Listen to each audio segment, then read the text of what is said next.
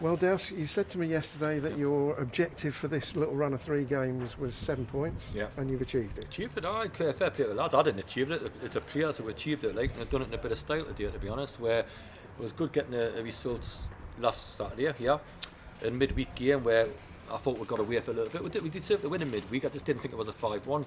But today you got to give credit to players, and especially after I was sending off. What a chat at half time, like, you know, because a bit of a walked in this, and I say you can't feel sorry for yourselves. You're 2-0 up.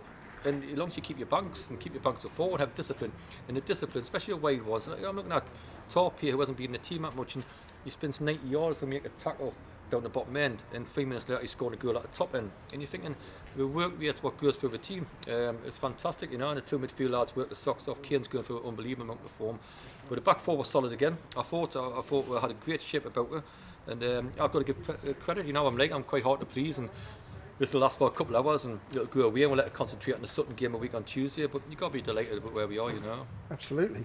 You certainly have got to be delighted about where we are, second in the league. Second, is that right? Yes. Oh, good time to quit on now. goal difference above Maidenhead. That's it, is that's a goal difference and all, because it were -2. Seven better than them. Is that right? No, these last 2 games have helped. Of course it will, and that's when daft goals go in. But no, I've got to be pleased, and you know, we started well last year, but we've come back, like, you know, especially after Kings Lynn, where we won very good and given a 2-goal lead away and all the rest of it, and you're thinking, you know, Bournemouth were lost as well. It was getting a little bit, we need a result, and to do it how we've done it, we've got to take a lot of credit. So all credit to the players. Like, listen, we guide them. Coming at half time, we sort of said, listen, if a centre forward and deal with 2 centre halves, that's your 10 men done. So just if he had to sit 10-15 yards back in and not go chasing, just stay in and watching his shape, and the rest of the shape looks after itself. Just go man against man. They'll put bodies forward. We deal with it. It was simple as that.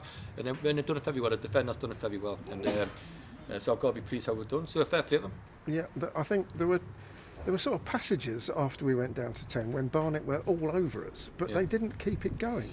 I thought the biggest thing was not to concede before half time, because I thought when we went down we'd give them a little bit of an oomph, because there's 15 minutes of a half left, or 20. So we're dealt with a lot of balls in the box, and coming in, I imagine they're you up thinking, come on, get 1 goal here, and we're saying, it's just trying to get the lads to relax a bit, you know what I mean? Just chill a little bit. You're 2-0 up. You don't have to go and chase the game. You can play, you know, you can go like 10 against 10 on outfield as long as the centre forward does marks 2, if you like, in a certain way, and anything else just matches up, like, you know, and stuff. So it's done well. Then I thought we weathered a storm, and I thought you couldn't tell if it was 10 out there. No, like, listen, decent manager and decent club, and you know, fair play to the lads. But we're not going to get carried away. We never do. But it's a good 10 games to see where we are. Yeah. It's sort of semi-traditional that you don't change a winning team, especially a team that's won by a lot. Yeah. But were you not tempted to give Ben Gehring some time today, even if not starting? No, not at all. No, today I was very tempted to start him. You know, and I was at half. I was going to put him on a half time last week, and I was going to put him on a half time this week, to be honest. But I thought if it went wrong, and Ben's done a couple of training sessions now, but you know, on Thursday we're going to have 11 against 11 for 90 minutes. So he gets through that 90 minutes, he can push in the door for. So like, listen, it's like Java. Like, Ben's used to playing every single week, but he's had an injury and all that, and I've got to make decisions. Same as Java, and they've both done great for us when they've played.